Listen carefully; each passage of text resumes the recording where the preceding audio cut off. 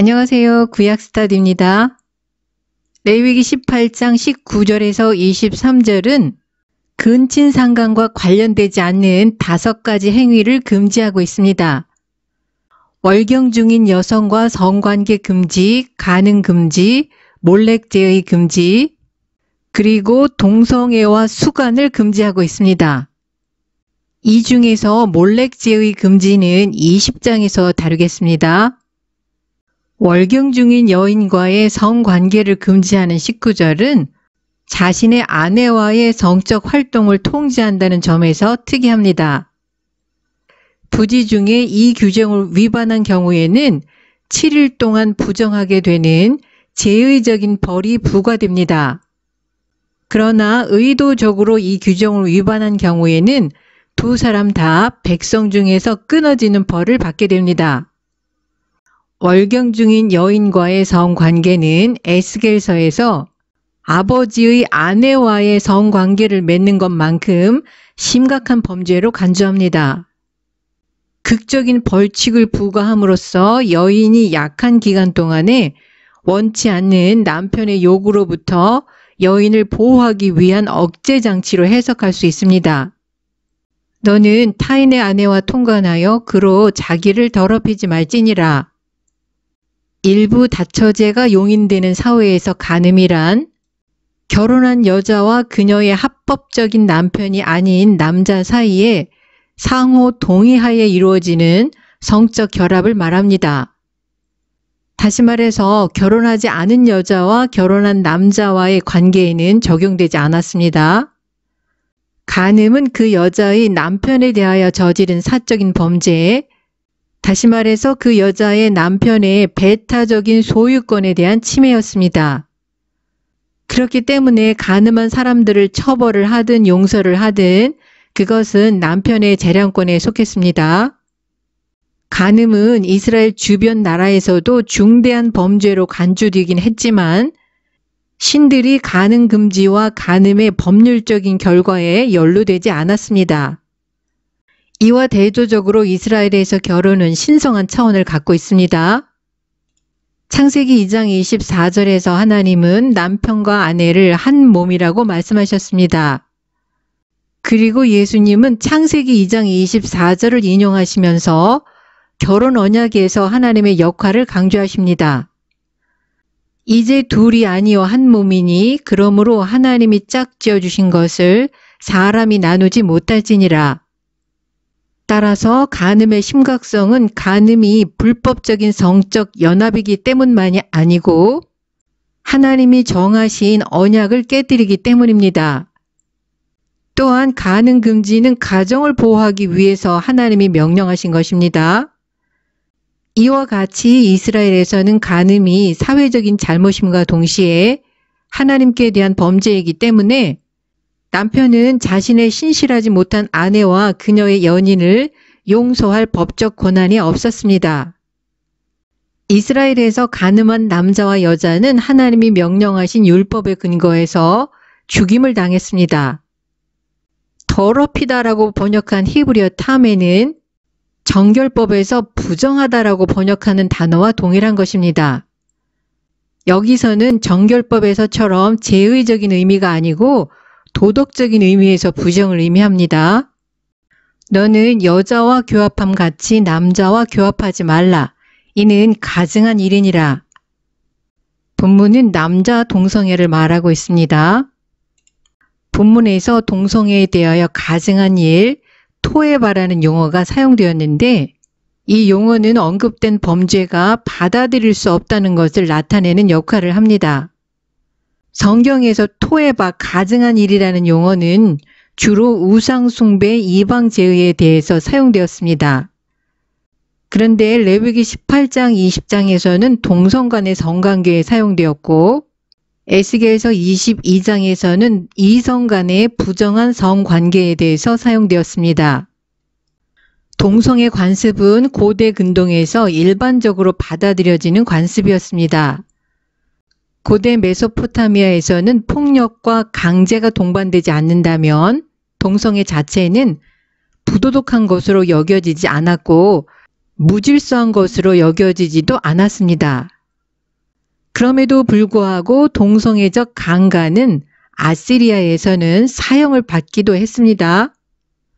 이스라엘을 제외한 고대 근동 세계에서 강제적이거나 근친상간이 아닌 경우에 동성애적 행위는 거부감 없이 받아들여졌다고 결론을 내릴 수 있습니다. 그러나 고대 근동과 달리 구약성서의 법은 예외를 허용하지 않고 당사자 간의 동의에 의한 동성애까지 모두 금지합니다. 그리고 레위기 18장에는 동성애에 대한 처벌 규정이 언급되어 있지 않지만 레위기 20장 13절에 의하면 동성애를 행한 사람은 간음이나 근친상간 중에서도 죄질이 가장 나쁜 케이스와 같이 죽음에 처해집니다. 중요한 것은 레위기 20장 13절에서 동성애를 행한 양쪽이 동등하게 처벌받는다는 점입니다. 이것은 당사자 간의 합의에 의한 동성애적 결합임을 암시합니다. 그런데 여성에 대한 성폭행의 경우에 성폭행범만 처벌하는 신명기 22장의 규정을 고려한다면 이스라엘에서 동성애적 성폭행의 경우에도 폭행범만 처벌받았을 것으로 추정할 수 있습니다. 가나안 사람들의 동성애 행위가 구약성서의 동성애 거부를 더 강화시킨 것은 사실이지만 그것이 구약성서의 동성애 거부의 근본적인 동기는 아닙니다. 하나님이 사람을 창조하실 때 의도적으로 남자와 여자로 만드시고 생육하고 번성하여 땅에 충만하라고 말씀하셨습니다. 이것이 인류에게 주신 첫 번째 명령인데 홍수가 끝나고 유일한 생존자들인 노아와 그 아들들에게도 생육하고 번성하라는 명령을 반복하셨습니다. 이와 대조적으로 고대 근동의 홍수 이야기에서 홍수의 원인은 인구가 너무 많아져서 인간들이 내는 소음이 신들의 수면을 방해한 것입니다. 그래서 신들은 인류를 파괴하기 위해서 홍수를 보내기로 결정합니다. 그리고 홍수 이후의 새로운 세상에서는 인구를 적당하게 조절하는 영구적인 해결책을 마련합니다. 그렇지만 창세기에서 홍수의 원인은 인간의 죄 때문에 발생했다고 전합니다. 그리고 인간이 어려서부터 악하기 때문에 땅을 반복해서 멸망시키지 않기 위해서 하나님이 제시하신 해결책은 인류에게 법을 주시는 것입니다. 그 법은 인간에게 고기를 먹기 위해서 동물을 죽일 수 있는 권리를 허락하지만 피는 먹어서는 안 되고 어떤 피조물도 하나님의 형상인 사람의 피를 흘려서는 안 된다는 것입니다. 창세기 9장에는 사람을 죽여서는 안 된다는 명령뿐만 아니라 적극적으로 생육하고 번성해서 인간은 땅에 생명을 증가시키고 퍼뜨려야 한다는 명령이 나타납니다. 다시 말해서 인류는 생명을 위해서 일하라고 명령받은 것입니다. 이런 의미에서 인간의 생명을 퍼뜨릴 가능성이 없는 동성애적 행위들은 창세기 1장과 9장의 사고에는 들어설 자리가 없습니다. 그리고 인간을 남자와 여자로 만드셨음을 전하는 창세기 2장에도 적합하지 않습니다. 따라서 동성애적 성관계에 대한 구약성서의 강한 거부는 창세기 1장과 2장과 9장의 창조신앙에서 기원하는 것으로 보는 것이 가장 적절할 것입니다. 이런 관점에서 동성애적 행위는 생육하고 번성하기를 원하시는 하나님의 목적을 좌절시키는 것입니다. 그리고 서로 보완하도록 남자와 여자를 창조하신 하나님의 준비의 완전함을 거부하는 것입니다. 마지막으로 오경에서 여성의 동성애에 대한 분명한 금지 규정이 나타나지 않지만 유대의 랍비들은 여성의 동성애도 금지되는 것으로 해석했습니다. 18장 전체에서 여자에게 명령이 선포되는 유일한 경우입니다.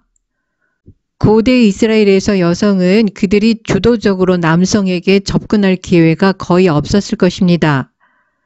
그러나 동물과의 수간은 여자들이 원한다면 기회가 있었을 것으로 추정할 수 있습니다.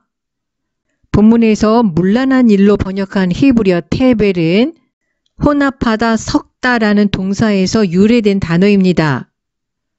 그 의미는 사람과 짐승의 성적 결합이 성서에서 금지하는 두 종의 혼합이라는 것입니다. 종의 혼합은 성서에서 절대로 반대하는 것입니다. 창세기 1장은 반복해서 하나님이 식물, 물고기, 새, 육지 동물들을 그들의 종류대로 창조하셨다고 진술합니다.